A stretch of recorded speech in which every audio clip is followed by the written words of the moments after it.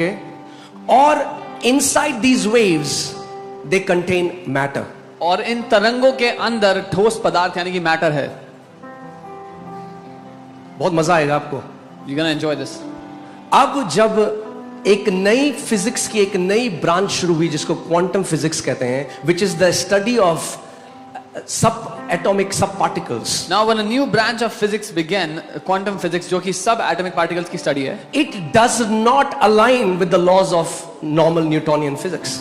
ये जो शाखा है ये बिल्कुल भी सामान्य विज्ञान जो है उससे मेल नहीं खाता है. ठीक है, मैं बहुत ही साधारण भाषा में बोल रहा हूं कि आप सब समझ सको. Okay, I'm speaking in a simple language. बोलो, मेरे शब्द ऊर्जा है. ऊर्जा में सारा पदार्थ है. Say my words are energy. In the energy is all the matter. कुछ सुनाई दे रहा है? Can you hear something? In the beginning, God said, "Let there be light," and there was light. उत्पत्ति में परमेश्वर ने बोला उजियाला हो जाए और उजियाला हो गया. Okay, now quantum physics can, थोड़ा बहुत समझ में आ रहा है क्रिएशन कैसे हुआ. Now quantum physics is able to understand a little bit how the creation happened. Okay, अब ध्यान से सुनो. Hear carefully.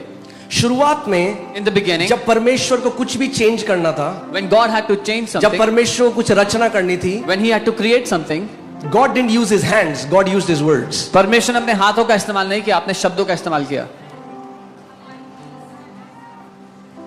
Okay, God said, "Let there be light," परमेश्वर ने कहा उजियाला हो He जाए. said, उसने बोला and there was light. और उजियाला हुआ. Where was light? कहां था उजियाला? In his words. उसके शब्दों के अंदर. कहां था उजियाला? Where was the light? उसके शब्दों में. It was in his words.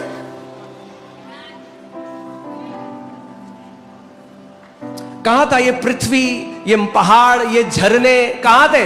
Where उसके was the शब्दों में. earth, the mountains, the rivers, सब the कुछ streams, जो आप अपने आसपास देखते हो कहां था? परमेश्वर के शब्दों में. everything that you see around you was in the words of God.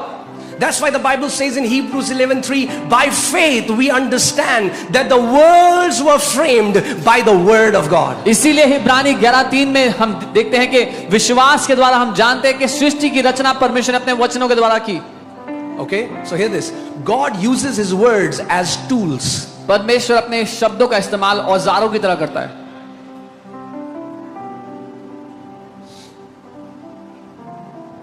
God said and God saw. Okay, can you put Genesis 1:3 and 4? परमेश्वर ने बोला और परमेश्वर ने देखा. Okay, then God said, "Let there be light," and there was light. तब परमेश्वर ने कहा उजियाला हो तो उजियाला हो गया. What was in the waveform materialized. जो तरंगों के रूप में था उसने ठोस रूप ले लिया. Because energy and matter are interchangeable. क्योंकि एनर्जी और मैटर एक दूसरे का रूप ले सकते हैं. Okay, so परमेश्वर ने कहा God और वैसा. said, God said, उसके बाद लगाइए and God saw. और परमेश्वर ने देखा. मेरे पीछे बोलो, परमेश्वर ने कहा और परमेश्वर ने देखा. फिर से बोलो, परमेश्वर ने कहा Say God said और परमेश्वर ने देखा. and God saw. हम चाहते हैं कि पहले हम देखें तब हम कहें. We want to first see and then we want to say it.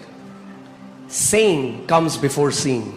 बोलना देखने से पहले होता है. I said saying comes before seeing. मैंने कहा बोलना देखने से पहले होता है. Okay, अब इसके बाद आप अगर पूरा क्रिएशन पढ़ोगे, If you read the entire creation,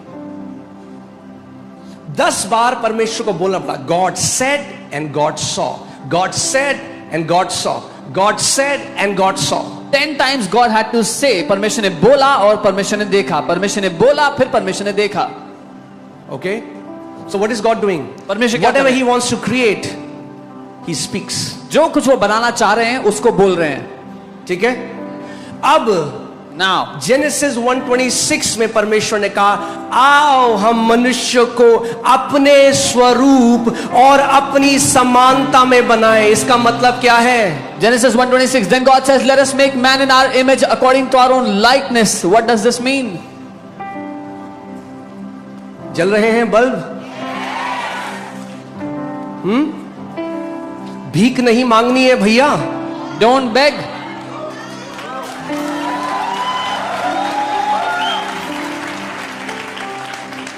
धर्म ने हमें भीख मांगना सिखाया है, Religion has taught us to beg. यीशु ने हमें राजा बनाया है। Jesus has made us kings.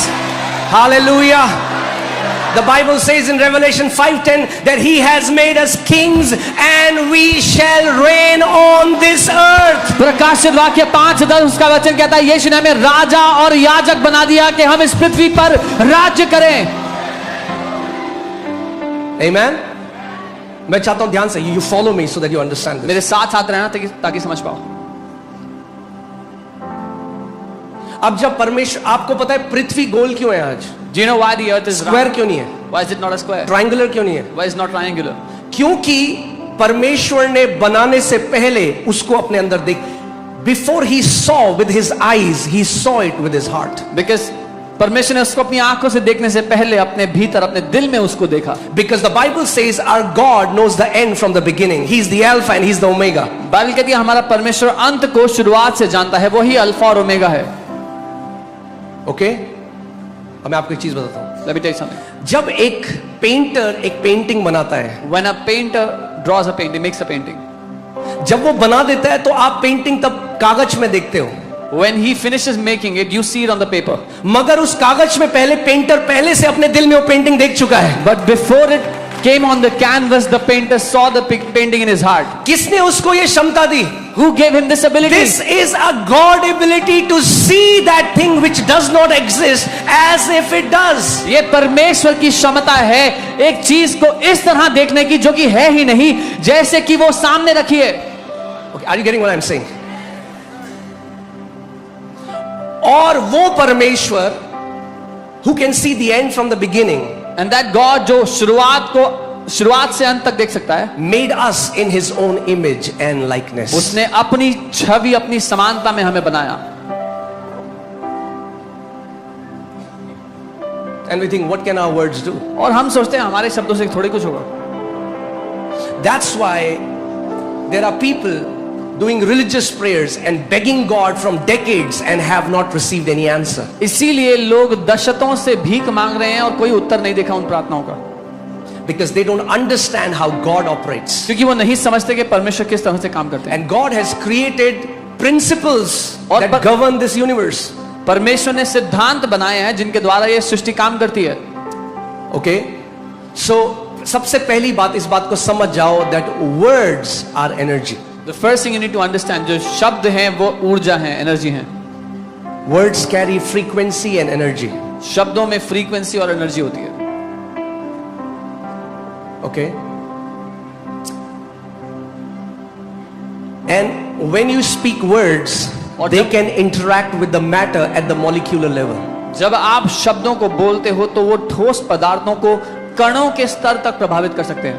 प्रभाव होना पहले कणों के स्तर में शुरू होता है। It starts at जब the आप बोलते atom. हो तो कणों के स्तर में प्रभाव शुरू होता है, मगर होते होते होते होते फिर उसका प्रकटीकरण हो जाता है। The effect starts at the atomic level and it starts affecting from the atoms to manifesting on the entire matter. That's why the Bible says we don't walk by what we see, we walk by faith. इसलिए Bible कहती है जो हम देखते हैं उसके अनुसार नहीं चलते, हम विश्वास से चलते हैं। Okay?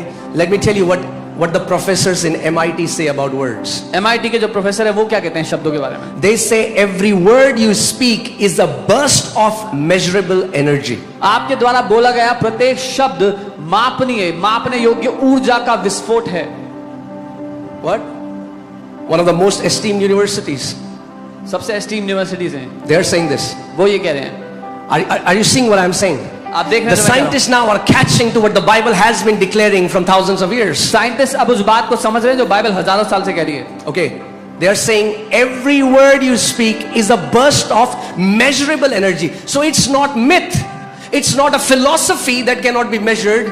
It's an actual science. You can measure the energy burst when you speak the words. वो कह रहे हैं आपके द्वारा बोला गया प्रत्येक शब्द मापने योग्य ऊर्जा का विस्फोट है। ये कोई भ्रम नहीं है, लेकिन ये मापा जा सकता है। Okay, machine reading में आप hertz में measure कर सकते हो. You can measure it in machine reading in hertz. So जब परमेश्वर ने बोला, When God spoke, it went like waves. तो वो तरंगों की तरह गया। Okay? और उस waves के अंदर क्या था? और उन तरंग, what was in those waves? Matter. Matter. जो भी आप आसपास देख रहे हो, it's made up of matter. Your body is made up. all the visible world is made of matter. सारी दिखाई देने वाली दुनिया उस मैटर से बनी है, But पदार्थ it से बनी। came from the invisible form of sound waves which you cannot see. You can see matter, but you cannot see a wave. लेकिन वो सब कुछ ना दिखाई देने वाली तरंगों के द्वारा हुआ। आपको पदार्थ तो दिखता है पर उसके पीछे की जो तरंगे थी वो नहीं दिखती। आपको मेरी आवाज तो सुनाई देती है, You can hear मगर my उस voice. आवाज को आप देख नहीं सकते. You can hear my voice but you cannot see the You word. cannot see sound waves, जो तरंगे हैं आवाज की वो नहीं दिख रही हैं, but you can see the matter. लेकिन उसका जब वो साउंड वेव्स चंगाई लाती हैं किसी को, तो वो आप देखते हो ये हर संडे को. When those sound waves bring healing, you see them every Sunday. जब वो, आज कई लोग कहते हैं ये क्या, ये पागल बना रहे लोगों को, इस बंदे ने बोला उसका ट्यूमर गायब हो गया. Some people say, oh, they are fooling people. This man spoke and his tumor vanished. जी हाँ, Yes, ऐसे ही होता है. this is how